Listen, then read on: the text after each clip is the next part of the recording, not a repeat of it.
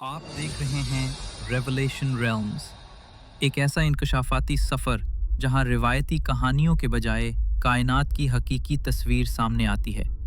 ये दास्तान हमारी नहीं, पूरी इंसानियत की इब्तदा, मौजूदा दौर और आने वाले कल की सच्ची गवाही है। ये सफ़र हमें माजी के भेदों, हाल की सच्चाइयों और मुस्तकबिल के राजों से जोड़ता है। ये दास्तान उस लम्हे से जन्म लेती है जब हस्ती का नामो निशान तक न था, और ये उस वक्त तक जारी रहेगी जब वजूद का आखिरी चिराग भी बुझ जाएगा।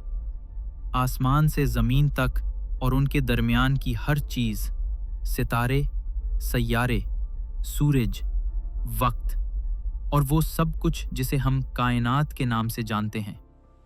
आज हम एक फ़िक्री सफ़र का आगाज़ कर रहे हैं, कायनात की गहराइयों को खोजने का सफ़र। ये कब और कैसे बनी, इसके पर्दे में क्या राज छुपे हैं, और हमारी ज़मीन ये कैसे वजूद में आई, इस पर क्या कुछ गुजरा और मुस्तकबिल में क्या होने वाला है। ये सब जानने के लिए हमारे साथ रहिए। हमारा ये सफ़र शुरू होता है तकरीबन 14 अरब साल पहले से। लेकिन सवाल ये है, यही वक्त क्यों? क्या आपने कभी रात के आसमान में उन 7 रोशन सितारों का झुरमुट देखा है, जिसे उर्सा मेजर कहते हैं और उर्दू में दब्बे अकबर के नाम से जाना जाता है? पाकिस्तान की सरजमीन से ये बुर्ज तकरीबन हर रात आसमान पर दिखाई देता है, और ज़र्रा तसव्वुर कीजिए कि अगर आपकी निगाहें दुनिया की ताकतवर तरीन दूरबीन की तरह देखने लगें, तो आप उसके मरकज़ी सितारे के बिल्कुल ऊपर एक छोटा सा सुर्ख धब्बा देख सकते हैं। यही है GNZ11, वो कहकशां जो अब तक दरियाफ्त की गई सबसे दूर कहकशां मानी जाती है। खरबों सितारों पर मुश्तमिल एक सुर्ख धब्बे जैसी शबी लिए ये हमसे इतने फासले पर है कि वहां से चलने वाली रोशनी, जो कायनात की सबसे तेज चीज है, यहां तक पहुंचने में पूरे 14 अरब साल लेती है। ये एक बात तो यकीनी तौर पर वाज़े हो जाती है कि हम अपने सफ़र में कायनात की इब्तिदा तक वापस जा सकते हैं। लेकिन हैरत की बात यह है कि उन 14 अरब सालों में से 99.95% वक्त इंसान के आने से बहुत पहले गुजर चुका था।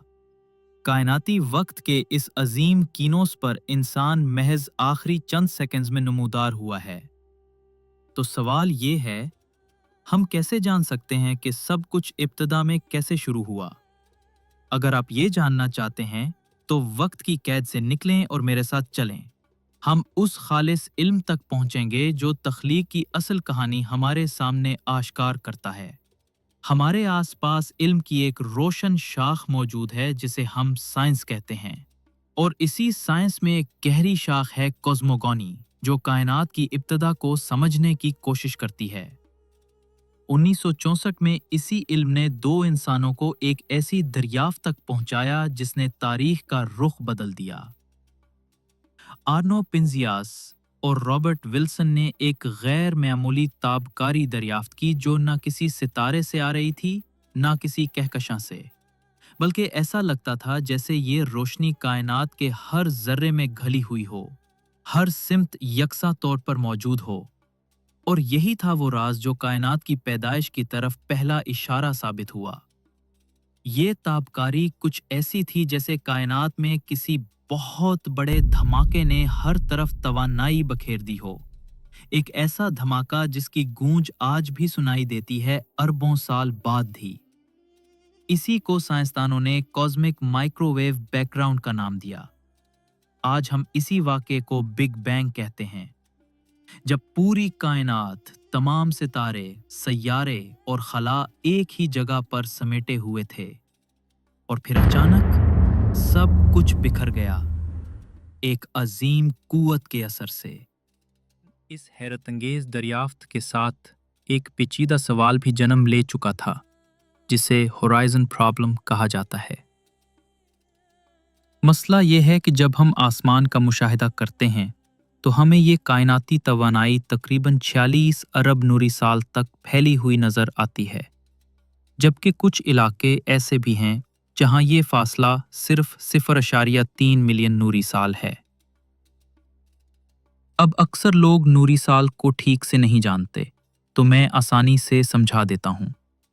तस्वुर करें, आप एक ऐसी गाड़ी में बैठे हैं जो रोशनी की रफ्तार से सफ़र कर रही है, यानी 3 लाख किलोमीटर फी सेकंड। अगर आप पूरा एक साल इस रफ्तार से बगैर रुके सफ़र करें तो आप जितना फासला तय करेंगे इसे एक नूरी साल कहते हैं। इस बुनियाद पर देखा जाए तो ऐसा लगता है कि रोशनी कायनात के मुख्तलिफ हिस्सों में मुख्तलिफ रफ्तार से सफ़र कर रही है, जो कि साइंसी उसूलों के मुताबिक मुमकिन नहीं, क्योंकि रोशनी की रफ्तार हर जगह एक जैसी होती है, तकरीबन 3 लाख किलोमीटर फी सेकंड। यही वो लम्हा है जब एहसास होता है कि साइंस जितनी भी ताकतवर हो, उसकी अपनी हदूद हैं। मगर हम साइंस को इल्ज़ाम नहीं दे सकते, ये इल्म तो महज चंद सौ साल पुराना है। तो हमें वहाँ जाना होगा जहाँ ये इल्म नहीं पहुँच सका, उन कौमों और तहजीबों के पास जिनके पास हज़ारों साल पहले का इल्म था। हमें वो कदीम हिकमत दोबारा दरियाफ्त करनी हो गई, और इसके लिए हमें वक्त की गहराइयों में बहुत पीछे जाना होगा, बहुत पीछे। ये सब 173 साल पहले हुआ। 1849 में जब नैनवा में आसारे कदीमा के एक माहिर ऑस्टिन हनरी ने मिट्टी की कुछ कदीम तख्तियां दरियाफ्त कीं, वो तख्तियां जो हज़ारों साल पहले तहरीर के लिए इस्तेमाल होती थीं। ऑस्टिन हनरी ने इन तख्तियों को इनुमा इलीश का नाम दिया। उनमें 3,500 साल पुरानी 7 तख्तियों पर एक हैरत अंगेज़ कहानी दर्ज थी, एक कहानी जो कायनात की तख्लीक से मुताल्लिक थी। इसमें लिखा था कि जब ना आसमान था, ना ज़मीन, ना दरख्त, ना दलदल, सिर्फ पानी ही पानी था। ना कोई इंसान था, ना कोई लिखी हुई तकदीर, सिर्फ एक हुक्म था खुदा की तरफ से। अब यहाँ एक निहायत दिलचस्प पहलू सामने आता है। जब हम इन 1000 सत्रों पर मुश्तमिल कदीम मतन का मुतालिया करते हैं तो हमें ये नज़र आता है कि कायनात की किसी भी चीज़ की तख्लीक से पहले सबसे पहले पानी का जिक्र किया गया है। न सिर्फ पानी, बल्कि बहुत ज़्यादा और हर तरफ फैला हुआ पानी। इस मतन में एक अबदी बाग़ का भी जिक्र आता है, इंसान की तख्लीक का तज़करा भी, और उसकी रूह का जो आसमान से नाजिल हुई। लेकिन शायद सबसे हैरान कुन चीज़ इसके यूनानी तर्जुमे में मौजूद एक लफ्ज़ है, लोगोस, जिसका मतलब है जो कहा गया। इसका मफ़हूम ये है कि जब खुदा ने किसी चीज़ को पैदा करना चाहा तो उसने कहा, यानी कलाम का, और वो शय वजूद में आ गई। मगर सवाल ये है, खुदा ने आखिर कहा क्या? ये कदीम तख्तियाँ हमें ये नहीं बताती। आइए अब हम एक ऐसी तहजीब की तरफ बढ़ते हैं जो हमारी तारीख में सबसे कदीम समझी जाती है, सुमेरी तहजीब। आज से 5000 साल पहले इराक के इलाके समारा में बसने वाली ये कौम अपनी मिट्टी की तख्तियों पर एक अज़ली हस्ती का जिक्र करती है जिसे वो नमो कहते थे। नमो उनके मुताबिक वो अजीम हस्ती थी जिसने आसमान और ज़मीन को अजीम पानी से पैदा किया। ये सिर्फ एक रवायत नहीं, सुमेरी तहजीब को इंसानी तारीख की पहली मुनज़्ज़म तहजीब माना जाता है। हैरत अंगेज़ बात यह है कि हमारी मौजूदा दुनिया में 100 से ज़ायद इजादात ऐसी हैं जिनकी जड़ें सुमेरियों के दौर में मिलती हैं। तहरीर, वक्त का पैमाना, आपाशी का निज़ाम, जियोमेट्री, सब कुछ वहीं से शुरू हुआ। मगर हम सिर्फ एक या दो तहजीबों की बात नहीं कर सकते। अब रुख करते हैं कदीम मिस्र की तरफ, एक तहजीब जो 3000 साल पुरानी है और अपने ज़माने की आलमी ताकत थी। उनके मुताबिक एक कुव्वत थी, नून, जिसने अंधेरे में छुपे हुए तूफ़ानी पानी से ज़मीन और आसमान को तख्लीक किया। इसी तरह यूनानी फ़लसफ़ियों ने भी तकरीबन 2300 साल पहले तख्लीक को ओकियानूस, एक तारीक गहरा समंदर से जोड़ा। आप कहेंगे शायद ये सब तहजीबें एक दूसरे से जुड़ी हुई थीं, लेकिन फिर हम ऐसी तहजीबों की तरफ देखते हैं जो इन सब से हज़ारों मील दूर थीं। آسٹریلیا کے ابوریجنز جو کہتے ہیں کہ ایک واحد رب نے روشنی پیدا کی اور زمین میں زندگی ڈال دی۔ چینی داؤ افسانے جن میں ایک خدا عظیم پانیوں کو الگ کرتا ہے اور کلام الہی سے دنیا بناتا ہے۔ کوریائی چیونجیوانگ، آسمان و زمین کے ملاپ کی کہانی۔ افریقہ کی یوروپا اور مینڈی تہذیبیں جو ایک اکیلی طاقت کا ذکر کرتی ہیں جو پانی سے سب کچھ پیدا کرتی ہے۔ چیروکی اور ہوائی قبائل جو 7 دنوں میں پانی سے زمین و آسمان کی تخلیق پر یقین رکھتے ہیں۔ اور فن لینڈ کا افسانہ وینمن، جہاں تخلیق کا آغاز بھی پانی کے سمندر سے ہوتا ہے۔ چلتے چلتے شاید آپ نے غور کیا ہو کہ میں جن تہذیبوں کی بات کر رہا ہوں وہ ایک دوسرے سے ہزاروں میل دور اور ہزاروں سال پرانی تھیں، مگر ان سب کہانیوں میں ایک چیز عجیب تھی۔ کچھ باتیں اتنی غیر معمولی تھیں کہ سن کر ہنسی آ جائے، جیسے سنہری زنجیریں یا کوا کا خدا بن جانا۔ تو میں نے ان عجیب باتوں کو چھوڑ کر اصل بات کو پرکھا اور ایک حیرت انگیز بات سامنے آئی۔ تقریباً سب کہانیوں میں ایک جیسے خیالات ملتے ہیں۔ ایک اکیلا خدا جس نے پانی سے سب کچھ بنایا اور 6 یا 7 دنوں میں کائنات مکمل ہوئی۔ تب احساس ہوا کہ صرف سائنس ہی نہیں بلکہ ایک اور علم بھی ہے جس پر دنیا کے زیادہ تر لوگ یقین رکھتے ہیں، اور وہ ہے مذہب۔ لیکن مذہب بہت سے ہیں۔